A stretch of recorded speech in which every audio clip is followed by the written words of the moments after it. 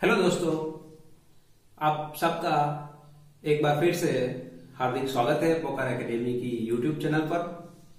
आज हम बात करेंगे RCC that is reinforced cement concrete, उनमें स्लैब के बारे में। और ये लेक्चर होगा स्लैब के लिए एक that is basically for the one way slab, okay, and the second lecture will be on the two-way slab. okay, तो पहले तो स्लैब की प्रॉपर्टी हम जान लेते हैं। Let's suppose this is your Lx and this is Ly, मतलब और एक थिकनेस होगी उनकी, मतलब कि डेप्थ होगी स्लैब की। तो पहले स्टार्ट करने से पहले सबसे पहले आपको ये पता होना चाहिए कि जो स्लैब है वो फ्लेक्सर मेंबर है। फ्लेक्सर मेंबर का मतलब क्या होगा कि वो एक्ट होगा एज अ बीम। तो इसका मतलब ये है कि अगर आपको बीम को डिजाइन करना आता है तो यहां आप स्लैब बहुत आसानी से कर सकते हो। अगर कोई पूछ रहा है कि बीम और स्लैब में डिजाइन प्रोस्पेक्ट से आपको डिफरेंस क्या हो सकता है, तो ये जो एलिमेंट है उनकी आप विड्थ और डेप्थ देख लीजिए। और यहां पे जो विड्थ होगी एंड डेप्थ होगी, रिलेशन जो है यहां पे आपकी डेप्थ ग्रेटर देन बी होगी और यहां पे आपकी डेप्थ लेंथ जो है दैट इज योर बी उससे बहुत ज्यादा कम होगी। तो बाकी जो एनालिसिस है, मतलब कि बीम जो डिजाइन करते थे वो आपकी बेंडिंग मोमेंट से ही करते थे, यहां पे भी वही होगा, बेंडिंग मोमेंट से ही आपको डिजाइन करना होगा। मतलब कि नंबर ऑफ पार्ट्स जैसे ही आप फाइंड आउट करते थे वही हमें करना होगा। और सेकंड थिंग, यहां जो नंबर ऑफ पार्ट थे वो 3 या 4 ही आते थे क्योंकि उनकी विड्थ बहुत छोटी थी। यहां पे विड्थ बहुत लंबी होगी, तो यहां हम करेंगे क्या, जो भी डिजाइन करेंगे वो डिजाइन करेंगे 1000 mm के लिए। विड्थ जो लेंगे वो 1000 mm लेंगे और जो भी रेनफोर्समेंट फाइंड करेंगे that is for the 1000 mm। सो जो लास्ट में हमें फाइंड करके देना होगा नंबर ऑफ पार्ट्स के बदले यहां देते हैं हम हर बार dia at the rate center to centre distance. मतलब कि अगर यहां बीम की बात करूं तो हम 3 या 4 बार्स है, लेट सपोज 20 mm 5 है, तो स्लैब में हम करते क्या है, स्लैब में इस तरह से लिखते हैं let 20 mm dia at that 100 mm centre to centre. का मतलब क्या है, एक पूरे 100 mm के बीच में ऐसे बार्स होंगे, इन दोनों के बीच में centre to centre distance is 100 mm। So I hope you understand सबसे पहले कि आपको डिजाइन फिलोसॉफी में डिफरेंस क्या हो सकता है। ओके, तो यहां से हम आगे बढ़ते हैं। अब बात करते हैं वन वे, टू वे होगा एंड थर्ड वन जो होगा दैट इज कंटिन्यूअस। डिफरेंस क्या है, वन वे जो होगा, अब देखो जैसे वन वे का मतलब क्या होता है, अगर हम रोड की बात करें, वन वे मतलब कि एक तरफ से ट्रैफिक है। ट्रैफिक क्या है, एक तरफ, सपोज ये स्ट्रीट है, अब कोई लोड यहां एक्ट हो रहा है, लेट सपोज लोड एक्ट हो रहा है, तो ये ट्रांसफर अल्टीमेटली कहां जाने वाला है, बीम पर। जो भी लोड है स्लैब का वो जाने वाला है ऑन दी बीम पर। तो अब चलो आपको ही यहां से जाना है कोई बीम तक, तो आप क्या करोगे, जो मिनिमम ट्रैवलिंग डिस्टेंस होगा वहीं पे जाओगे। तो यहां ही जाने वाला है लोड। क्यों ये नहीं जाएंगे यहां तक, क्यों नहीं जाएगा, क्योंकि वो बहुत ज्यादा डिस्टेंस है यहां से। सो अगर ये लोड ट्रांसफर हो रहा है तो इन बीम पर होगा, ये नंबर 1 और नंबर 2 बीम पर होगा। अगर टू वे की बात करूं तो टू वे में क्या होता है, कुछ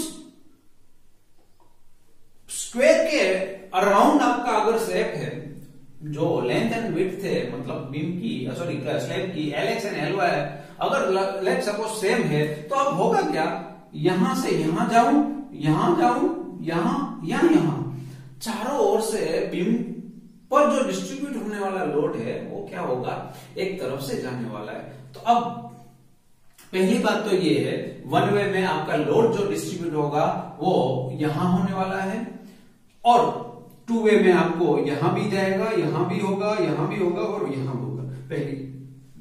पहली बात तो ये है। अब कंटिन्यूस की बात करते हैं, तो कंटिन्यूस में क्या होगा, अब मोस्ट ऑफ जो भी हाई राइज बिल्डिंग्स है वहां पे कंटिन्यूस ही होगी। क्यों कंटिन्यूस का मतलब क्या है, यहां एक बीम है, यहां बीम है, यहां बीम है, यहां बीम है, तो ये सिंगल हो गया।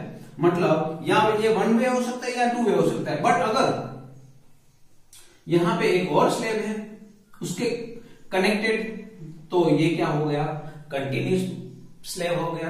तो उनके बारे में भी बात करेंगे, बट आज जो हमारा टारगेट है that is for the one way slab. Okay, और वन वे स्लैब में जो मेन स्टील होगा वो एक डायरेक्शन में ही होगा, और जो सेकेंडरी स्टील है, मतलब जो डिस्ट्रीब्यूशन स्टील उनको बोलते हैं, वो सेकेंड डायरेक्शन में होगा। बट जब हम बात करेंगे टू वे स्लैब की, तो दोनों तरफ LY एंड LX दोनों तरफ आपकी मेन स्टील ही आएगी। वो जैसे जैसे हम एग्जाम्पल कैलकुलेट करते जाएंगे वो आपको समझा दूंगा किस तरह, क्योंकि ये वाइवा के लिए बहुत इंपॉर्टेंट है कि मेन स्टील कौन सी डायरेक्शन में होता है और डिस्ट्रीब्यूशन स्टील कौन सी डायरेक्शन में होता है। सो एक और एस्पेक्ट से भी बात करूंगी, क्योंकि ये जो स्लैब की डिजाइन है वो आपको फाइनल या प्री फाइनल ईयर में आएगी। तो अगर आप गेट या कोई भी असिस्टेंट इंजीनियरिंग के लिए अप्लाई कर रहे हो, तो वहां पे भी ये टॉपिक बहुत काम आने वाला है आपको। तो मिनिमम परसेंटेज ऑफ स्टील क्या हो सकता है स्लैब में, उनका जो डिफ्लेक्शन क्राइटेरिया है वो क्या हो सकता है, ये सब कुछ यहां मैं आज आपको दिखाऊंगा। Design the slab for the office room that is 3.2 by 9.2 meter. So आपका जो डायमेंशन है, let this is 3.2 meter, this is 9.2 meter. The slab is resting on 300 mm thick wall. मतलब ये जो पूरी स्लैब है वो कुछ इस तरह से आपको दिखेगी। जब आप अगर एलिवेशन में देख रहे हो इनको, तो कुछ इस तरह से होगी।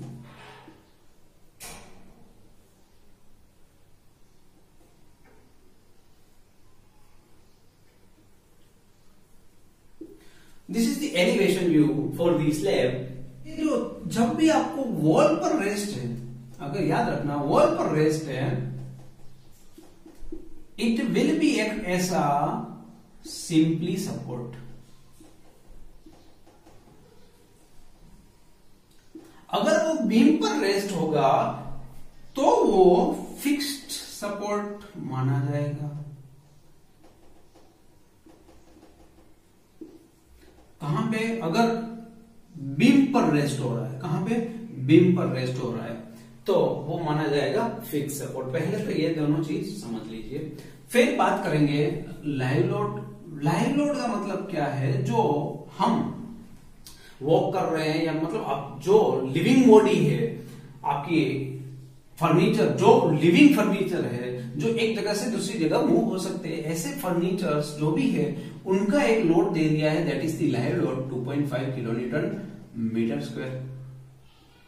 1 मीटर स्क्वायर में कितना लोड होगा, और यूज आपको करना है M20 NAP 415। ओके, तो सबसे पहला जो स्टेप होगा आपका, स्टेप नंबर 1, वो होगा, अब तो मैं चलो समझ लेता हूं वन वे स्लैब है, बताया है मैंने कि ये जो स्लैब होगी वन वे ही होगी, but in exam you have to first find what is the LY by LX ratio, that is 9.2 by 3.2, 0.875। अब कोड क्या बता रहा है, कोड ये बता रहा है अगर LY by LX का रेशियो लेस देन और इक्वल टू 2 है, तो इन्हें आप बोल सकते हो वन वे है। अगर LY by LX less than 2 है, उनको आप टू वे की कैटेगरी में बता सकते हो। तो याद रखना, अगर ग्रेटर देन इक्वल टू 2 है मतलब क्या हो गया, कुछ इस तरह से ही स्ट्रिप बन गई आपकी। ये पूरा 9.2 मीटर है, ये आपका 3.2 मीटर है। आपको पहले ही मैंने बताया कुछ इस तरह से होगा, तो आपका लोड ट्रांसफर होगा वो किसी एक डायरेक्शन में ही होगा, that is the one way slab. तो आपका जो पहला स्टेप होगा वो आपको डिसाइड करना होगा कि आपका जो स्लैब दिया है वो वन वे है। अब बात करेंगे इफेक्टिव डेप्थ, क्योंकि देखो हमारा जो टारगेट है for the design of slab, एक टारगेट होता है उनके डायमेंशन जो स्लैब के हैं, एक तो LX होता है, LY होता है, और third one is depth. Second अपना जो काम होगा दैट इज T रिक्वायरमेंट। तो कोई भी एलिमेंट अगर डिजाइन कर रहे हो तो दो ही चीज आपको मेनली चाहिए होंगी डिजाइन के लिए। पहले हम स्टार्ट कर रहे हैं डेप्थ के लिए। तो डेप्थ कहां से फाइंड आउट करेंगे, तो पेज नंबर 37 IS में कुछ इस तरह से आपको दिखेगा।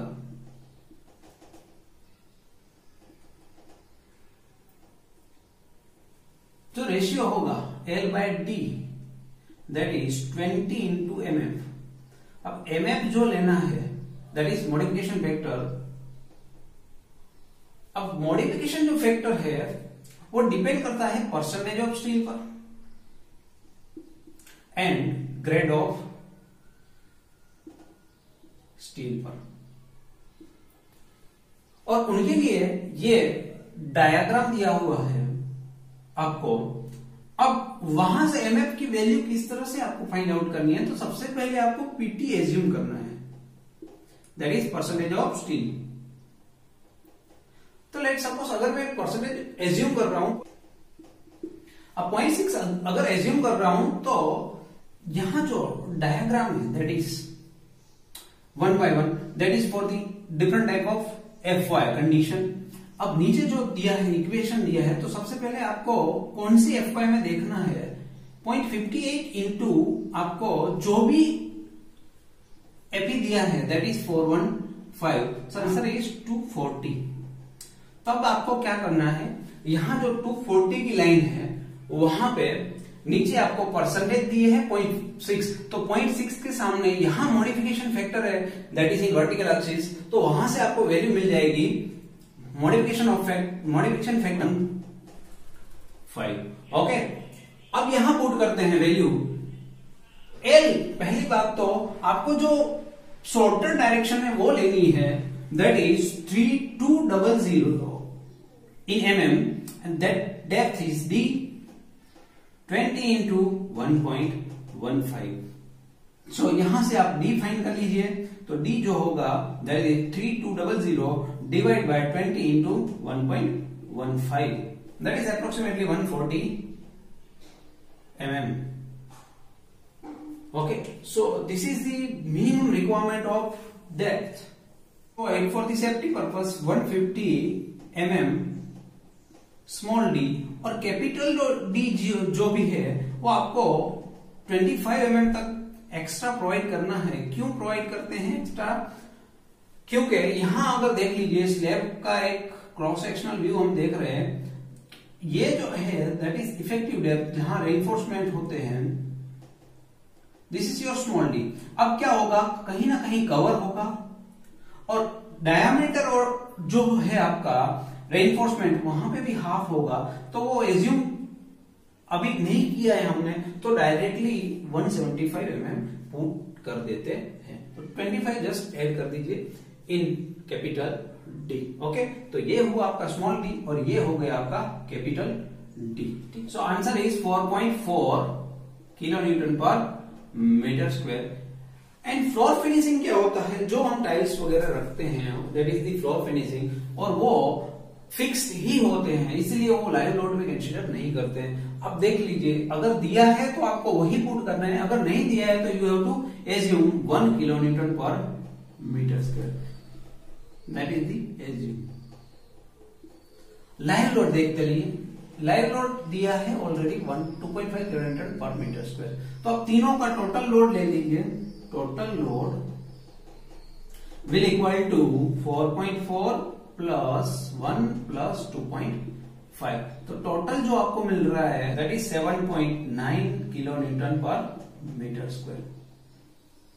अब देख लीजिए, ये सिंपली सपोर्टेड मैंने पहले ही आपको बताया। तो सिंपली सपोर्टेड के लिए क्या चाहिए, अगर लोड है यूडीएल में अगर है तो आप कन्वर्ट कर सकते हो। तो यूडीएल के लिए क्या करेंगे हम, जो उनकी लेंथ है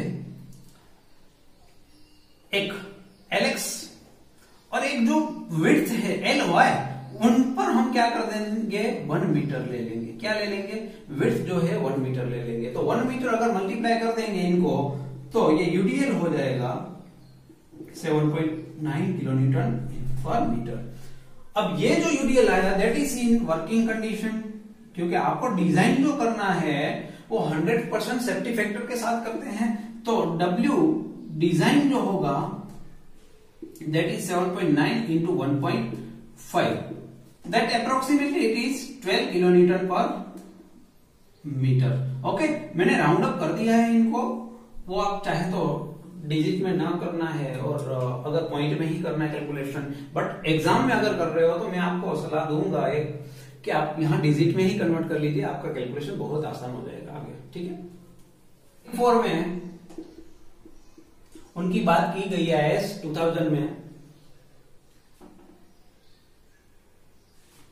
तो वहां पे 2 चीज है। एक तो है L इफेक्टिव इक्वल टू जो L है प्लस डेप्थ कर दीजिए,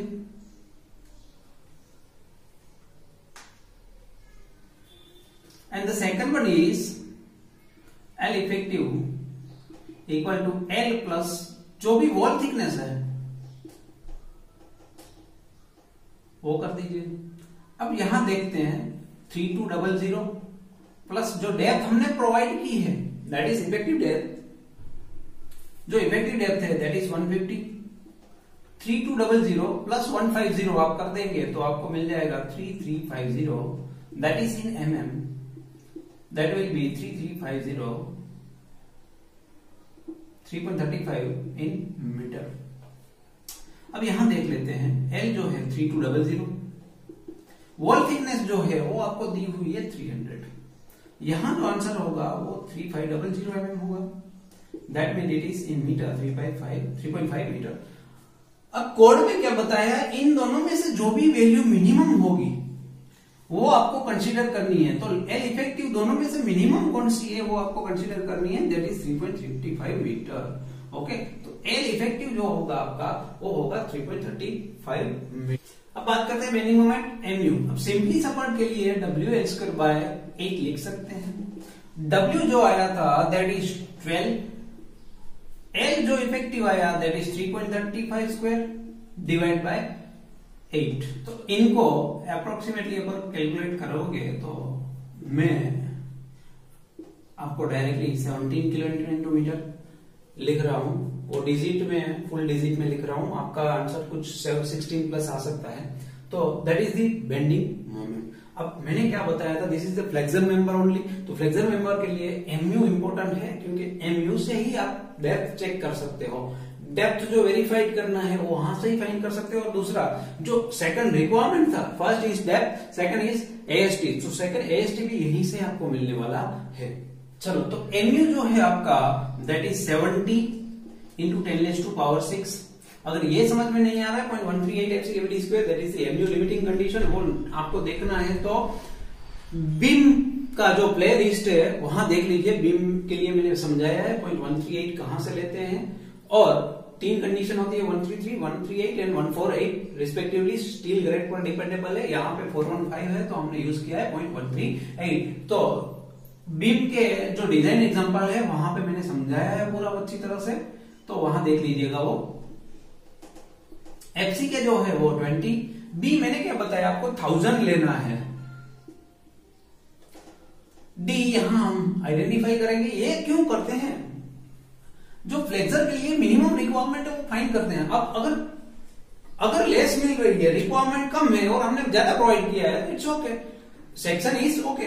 बट इफ यहां से जो डेप्थ फाइंड कर रहे हैं, वो डेप्थ अगर जो प्रोवाइड की है उससे ज्यादा है तो अपना जो सेक्शन है वो आप रिजेक्ट करना होगा। वहां से जो डिफाइन करेंगे वो अप्रोक्सीमेटली आपको 78 mm के आसपास मिलने वाला है। तो आपने जो प्रोवाइड किया है that is 150 mm, so section is okay, section is okay. Main steel के लिए आपको एमयू है और उनके सामने अगर आपको पीटी फाइंड करना है तो आपके पास दो तरीके, एक तो है SP16 का। अब प्रॉब्लम यह है कि एग्जाम में अगर आपको कैलकुलेट करना है तो कई बार SP16 आपको एग्जाम में अलाउड नहीं करते, तो मैं दो तरह से आपको कैलकुलेट करके दे रहा हूं। अगर SP16 अलाउड है तो आप ये यूज कर सकते हो, अगर SP16 अलाउड नहीं है तो मैं इनके साथ दूसरी एक मेथड जो है वो आपको बता दूंगा, वहां पे SP16 की रिक्वायर्ड नहीं होती है, एक इक्वेशन है वहां से आप पीटी फाइंड कर सकते हो, ठीक है। तो SP16 के लिए बात करते हैं। अगर SP16 अलाउड है तो आप कैसे कर सकते हो, mu by VD square find करना है आपको। 17 into 10⁶ divide by 1000 into 150 square, तो इनका जो answer 76, okay. The answer of this is approximately 0.76। तो अब आपको करना क्या है, यहां टेबल नंबर 2 देख लीजिए, वहां से 0.76 के सामने आपको Fe जो है 415 है आपके पास, कांक्रीट डेप्थ M20 दिया है, तो उस हिसाब से पीटी क्या आ रहा है आप बताइए, यहां से अप्रोक्सीमेटली 0.21%, ओके। सो पीटी अगर आपके पास है तो AST फाइंड करना बहुत आसान है, PT बाय 100 कर दीजिए इनटू आपका क्रॉस सेक्शनल जो एरिया है वो मल्टीप्लाई कर दीजिए तो आपको AST मिल जाएगा। पर याद रखना ये जो AST मिल रहा है that is for the 1 metre of length. 0.21 divide by 100 into B is 1000 and it is 150, so the answer is 320 mm square, approximately it is 320 mm square। अब बात करते हैं, मैंने क्या बताया था, बीम और यहां डिफरेंस यही है कि अगर आप फाइंड कर रहे हो लास्ट में नंबर ऑफ बार्स, तो बीम में आप directly number of bars find कर लेते हैं। यहां फाइंड तो पहले करते हैं नंबर ऑफ बार्स। देखो किस तरह से नंबर ऑफ बार्स मिलते हैं आपको, number of bars that is 320 divide by small AST। Small AST अब याद रखना यहां पे भूल से भी बीम के जितना डायमीटर ऑफ बार मत रखिएगा, क्योंकि बीम में आप 16-20 से स्टार्ट करते हो, यहां पे 1/8 डाया जो है आपका बार वो less than equal to 1/8 of the depth होना चाहिए। अगर वो नहीं है डेप्थ ऑफ द स्लैब तो वो आप यूज नहीं कर पाओगे। तो डाया आपका जो भी है वो लेस होना चाहिए, dia less than equal to 1/8 of the depth of the slab. ये GPSC में 2-3 बार क्वेश्चन आ चुका है। तो यहां से बात करते हैं नंबर ऑफ बार्स की। Spacing equal to 1000 divide by number of bars. तो अब नंबर ऑफ बार्स के लिए क्या करेंगे, 1000। अब देखो डिवाइड का जो डिवाइड में वो आएगा मल्टीप्लिकेशन में, that is π/4 into 10 square divide by 320। तो इनका जो आंसर है दैट इज 240 mm। तो ये आपको मिल गई स्पेसिंग 240 mm। अगर इनको डायरेक्टली याद करना है तो आप कैसे फाइंड कर सकते हो, 1000 into small AST divide by capital AST, इस तरह से भी आपको याद कर सकते हो। तो ये स्पेसिंग मिल गई फॉर द मेन स्टील। अब ये तो थी एक मेथड जो पीटी डायरेक्टली आप फाइंड कर सकते हो। अब मैं बात करता हूं पीटी फाइंड करने के लिए जब आपको SP16 अलाउड नहीं है उनके लिए। तो अगर आपके पास SP16 अलाउड नहीं है तो आपको ये याद करना ही होगा, और ये IS 456 में नहीं दिया है, तो आपको बिल्कुल याद करना होगा। फिर से मैं याद कैसे करता हूं, 50 इंटू FCK/FY, फिर कर रहे हैं bracket 1 minus square root of 1 minus 4.6 into MU divide by FCK BD square. तो ये आपको ये रट के याद करना ही पड़ेगा, और वैल्यू पुट कर दीजिए 20 divide by 415 1 minus square root of 1 minus 4.6। MU जो था आपका 17 10⁶। FC के जो है 20 है, 1000 लेना है B के वैल्यू, और D जो है 150 स्क्वायर। तो यहां से आप अगर कैलकुलेट करोगे, स्टेप्स थे हमारे PT के बाद AST और नंबर ऑफ बार्स और फिर स्पेसिंग, वो सेम ही रहेंगे, बट यहां तक आपको कैलकुलेट करना पड़ेगा। ये इक्वेशन आपको याद कर लीजिएगा, क्योंकि ये आपको AS 456 में मिलने वाला नहीं है। 848 your PT is 0.12%. Okay, so AST will be 0.12 divide by 100। याद रखना यहाँ पे कैपिटल D होगा।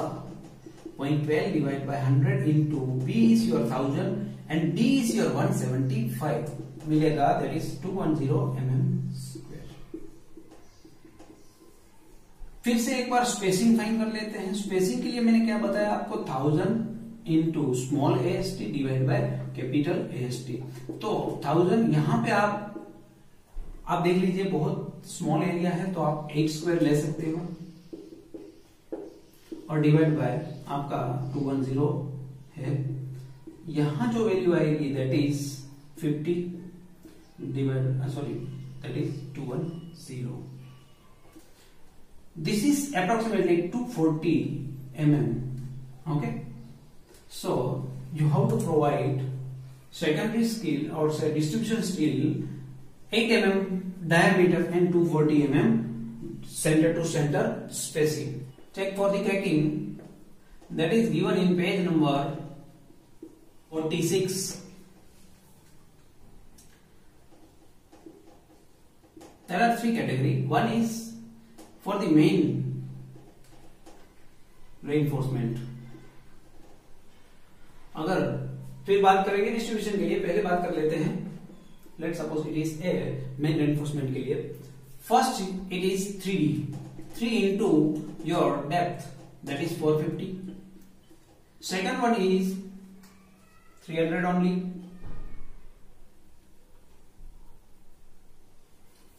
And third is what you have provided. तो प्रोवाइडेड जो है आपका दैट इज 240। तो इन तीनों में से जो भी मिनिमम है that you have to adopt. So in main steel अब मैं फाइनल लिख रहा हूं 10 mm file at the rate 240 mm centre to centre. Okay, ये हो गया आपके मेन स्टील।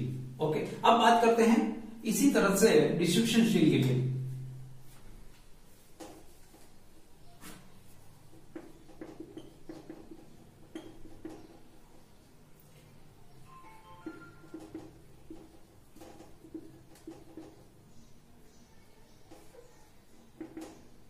तो चलो यहां 3 कंडीशन है, that is 4.5D, 450 and last is provided. So 4.5D, 4.5 into D, D is your 150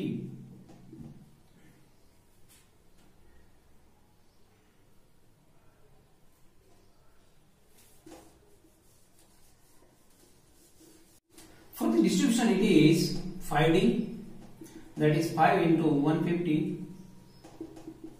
that is 750 mm, 450 mm, and third one is provided। तो जो प्रोवाइडेड था दैट इज 240 mm। सो आपको एडॉप्ट करना है मिनिमम ऑफ दिस।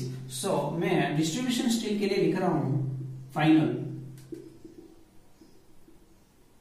तो distribution steel जो होगा आपका वो 8 mm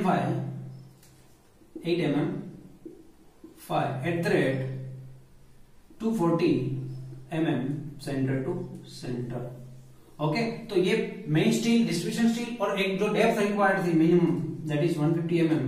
तो 3 चीज डिजाइन में आपको चाहिए और तीनों के तीनों चीज आपको मिल गई है। अब बात कर लेते हैं मेन स्टील जो कहां पे होगा और डिस्ट्रीब्यूशन स्टील कहां पे होगा। तो मेन बार जो होंगे वो शॉर्टर डायरेक्शन में होंगे, something like this in the plan view. Okay, और जो डिस्ट्रीब्यूशन स्टील है that is this is the main steel, और डिस्ट्रीब्यूशन स्टील कुछ इस तरह से आपको मिलने वाला है। This is the distribution steel. Okay, तो यहाँ पे आपका क्रॉस सेक्शनल एरिया भी मैंने दिखाया है और ये प्लान व्यू में कुछ इस तरह से दिखेगा। आपको एग्जैक्ट फिगर नहीं दिया है, बट आपको मेन स्टील कहाँ होगी वो आपको दिखा दिया है। मेन स्टील जो होगी वो अलोंग दी शॉर्टर स्पान होगी। This is for the main steel. And जो यहां होगी that is the distribution steel. तो आई होप कि आपको फर्स्ट लेक्चर में ही डिजाइन के लिए वन वे स्लैब जो था वो समझ में आ गया होगा। और अगर फिर भी कुछ डाउट है तो आप व्हाट्सएप पर इस नंबर पर आपके डाउट भेज सकते हो। और अगर वीडियो अच्छा लगा है, लेक्चर अच्छा लगा है, तो आप लाइक और शेयर कर दीजिए अपने फ्रेंड्स के साथ। और अगर चैनल को सब्सक्राइब नहीं किया है तो सब्सक्राइब कर लीजिए और बेल आइकन को प्रेस कर दीजिए, जैसे ही आपको न्यू वीडियो की जानकारी मिलती रही है। ठीक है, thank you so much. Please channel को सब्सक्राइब करें और बेल आइकन को प्रेस करें ताकि नए वीडियो की नोटिफिकेशन आपको मिलती रहे।